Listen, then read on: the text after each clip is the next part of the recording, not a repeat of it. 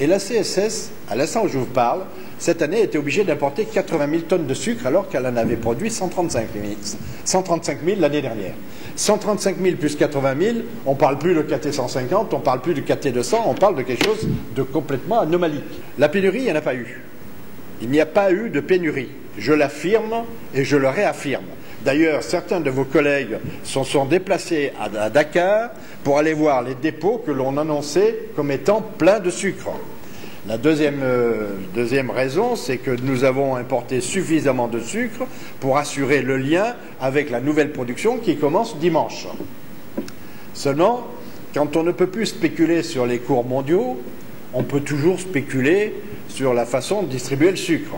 Et certains commerçants, grands commerçants, ont été pris un peu la main dans le sac à acheter du sucre à la CSS, annoncer même à certaines radios ou certaines télévisions que la CSS n'avait plus de sucre pour pouvoir faire remonter les prix, et les prix sont montés, notamment avant le Magal de Touba. Alors, cette spéculation est complètement anormale.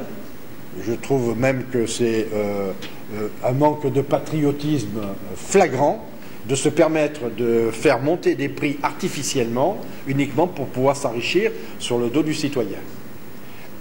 Donc, je le confirme et je l'affirme, il n'y a pas eu de pénurie. Bien entendu, le problème de Radio-Trottoir, c'est qu'il est dangereux. Quand on fait courir le bruit de pénurie et que le commerçant garde sa marchandise, tout le monde dit « Ah oui, ils ont raison, il y a pénurie ».